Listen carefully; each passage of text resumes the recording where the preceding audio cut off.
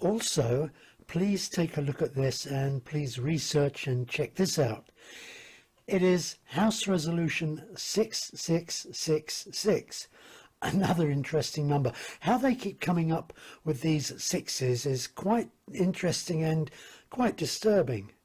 Well, this House resolution allows grants to be allocated to certain mobile health units to check people for COVID-19 and contact tracing.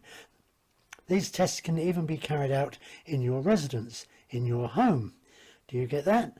They can enter your home to carry out tests in your home to see if you have the virus, or they can do a trace and check to see if you have come into contact with anyone who has or does not carry the virus. Can you see in the future, do you think the mark will be used to check to see if you have contacted anyone who doesn't have the mark? It's an interesting thought. Do you see, perhaps the future mark will have the ability to have a tracer installed whereby they can randomly trace check the wearer of the mark of the beast to see if they have contacted or been in contact or been contacted by someone who hasn't been marked. You can hear them saying, why did you contact this person who isn't wearing the mark? Are they Christians? Have you become a Christian? Perhaps you'd better accompany us to police headquarters where we can ask you further questions. Get your coat, you're coming with us, you're under arrest for possible links with the rebels. Now, that may sound far-fetched, maybe, but in the days to come, perhaps it would not sound quite so ridiculous. Alright, so House Resolution 6666. It's an interesting number, right? And this bill does relate to his COVID conspiracy, according to him, but setting this theory aside for a moment, I need to ask, what about this bill would indicate to you a relation with the end times, besides the number on the front? Plenty of House resolutions have the number 666 in their name, so how is this resolution any more related to the Bible than those other ones?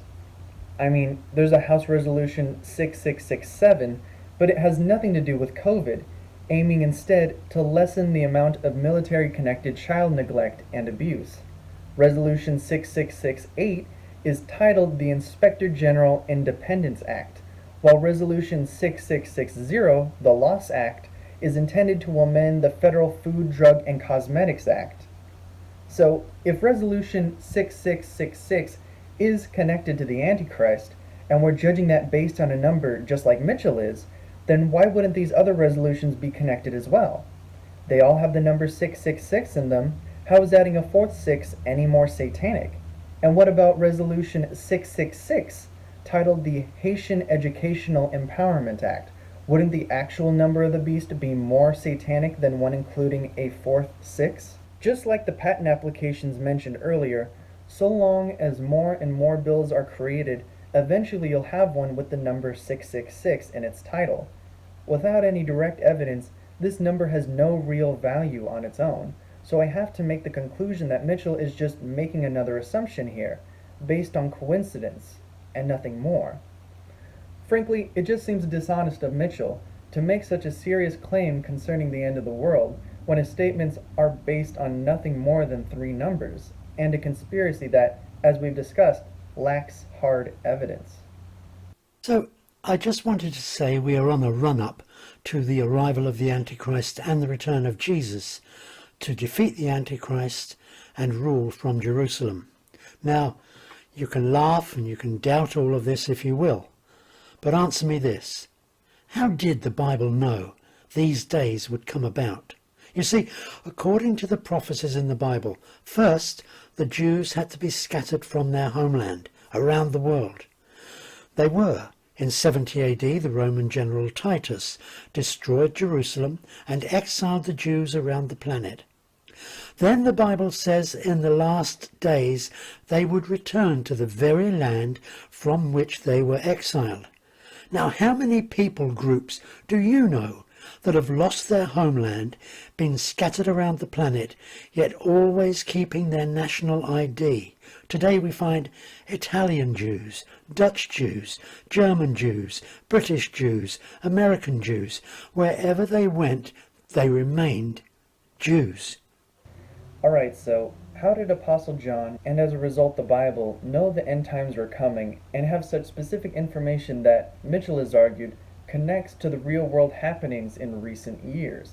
Well, as I've shown you and hopefully you understand, almost none of what Mitchell has said so far actually adds up. He's misquoted almost every Bible verse he's cited, and every source he's referenced was misrepresented.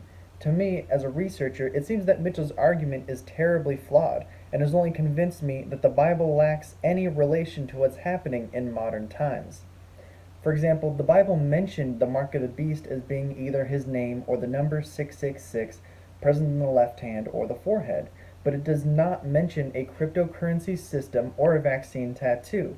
Mitchell takes it upon himself to connect end-time prophecy with modern vaccine, but he relies on his misunderstanding of the word luciferase and a lack of understanding for why enzymes end in A, S, and E in order to make his point.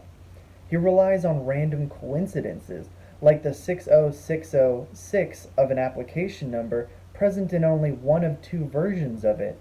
Or how about the House resolution bill that include the number of the beast in their title, but only the ones that seem to hold important to Mitchell are the ones that he references?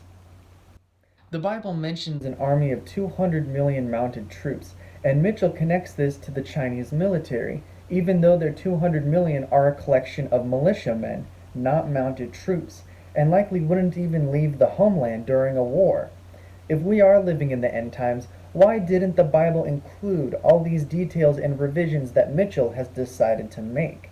How could anyone trust Bob Mitchell when he refuses to represent his Bible with conviction and accuracy? I have this same concern regarding his representation of Jewish history.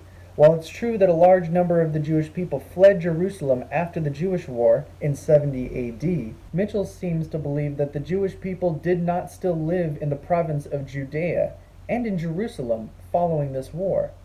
There were plenty of anti-Jewish policies to cause them to leave, but many stayed, which to me calls into question this whole idea that the Jews were all, every one of them, scattered from their homeland, destined to return. How could they return when a significant number of them never left? Creating the nation of Israel may have been the return of a Jewish nation, but it was not the return of the Jewish people to their homeland. Furthermore, it's disingenuous of Mitchell to say the Jewish people had always kept their national ID no matter where they went.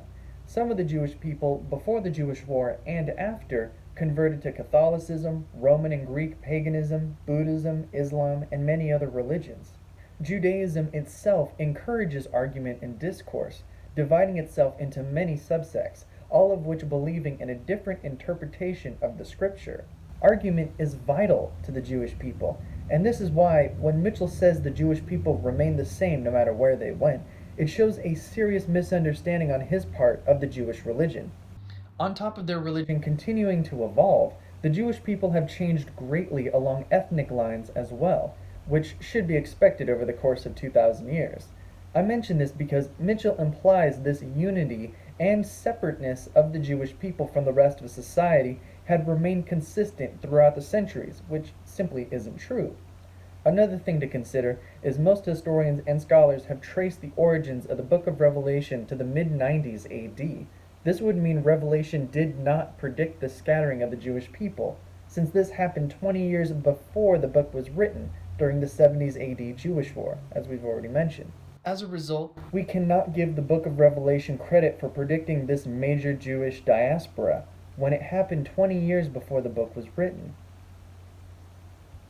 And then, in 1948, as the prophets foretold, they returned to the very land they were forcibly exiled from after almost 2,000 years. This is unheard of. No other people have had this happen to them. But the Bible said it would happen to the Jewish people, and it did. Alright, so we cannot give the Bible credit for predicting the scattering of the Jewish people, as we've already discussed. We can, however, concede that the Bible predicted the return of the Jewish people to their homeland, though this was partly the result of how influential the book of Revelation had become over the centuries. I make this distinction because logically, the founding of Israel would be considered a fulfillment of prophecy if it happened regardless of outside influence. That's what prophecy is, an irrefutable happening, something that isn't created but bound to happen no matter what anyone says or does. Prophecy is unchallengeable, unavoidable. It can be seen along similar lines as an act of God or fate. But the founding of Israel was not an act of God. It was a very logical and political action, funded and organized at least in part by the US government, who, as we know, after World War II, was the most influential country in the world. Now, let's take a step back. As early as the late 19th century, and continuing throughout World War II, there was a movement among the Jewish people that preached that the only way to escape persecution in Europe and Russia was to form a new Jewish nation. This movement is called Jewish Zionism, not to be confused with Christian Zionism, since their beliefs are very different, though hoping to achieve the same goal.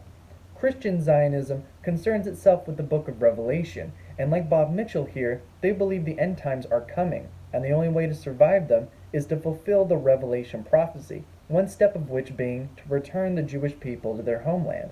Once the prophecy is fulfilled, a time is supposed to come about where bad things never happen again. Murder, death, degeneracy as defined by the Bible, such as homosexuality, sin would cease to exist. A deep fascination with the book of Revelation and an obsession with reaching this period of time where there's no more sin led the American Christian Zionist movement to convince their representatives in the US government to financially support the Jewish Zionist cause, funding the creation of Israel near the end of World War II. This may seem like a far-fetched conspiracy of its own, but it's important to remember that Christian Zionism has remained an incredibly powerful force in the US and around the globe, exerting a significant economic influence over the last century. By taking matters into their own hands, however, American Christian Zionism has altered prophecy, turning the formation of Israel into just another historical happening. To reiterate, prophecy cannot be made to happen, not by a government nor religious sect. Prophecy happens whether someone wants it to or not. Despite not being destined to happen, the formation of Israel should absolutely be celebrated. 2,000 years is a long time, after all. But we should at least consider that hundreds of existing ethnic groups were scattered from their homeland at one point, yet they still continued to practice their own religions and maintain their own identities. One such group, the Hmong, fled China during the Qing dynasty about 200 years ago. Since then, they've migrated across the world to Europe, South America, the US, all while practicing their mix of shamanism and animism. Animism is a faith in the spirit world, where all life is connected, similar to the spirit world shown in Avatar, The Last Airbender. Now, granted, there's a difference between the Jewish people returning home after 2,000 years and the Hmong fleeing China 200 years ago and still without a nation of their own. But both of these groups fled poverty and repression in their homeland and managed to preserve their culture in small communities across the globe. It's possible the Hmong will remain without a nation for centuries more, some of them choosing to leave behind the religion their parents brought with them, while outsiders may come to adopt their brand of animism. Hmong and Judaic religion are different in many ways, and they're ethnically very different too, as the Jewish people not only convert outsiders to their religion, but they also join the Jewish ethnicity. What similarities these two groups share are significant, however, convincing me that the history of the Jewish people is not unique and will come to repeat itself with regard to another religion or ethnic group, all in due time.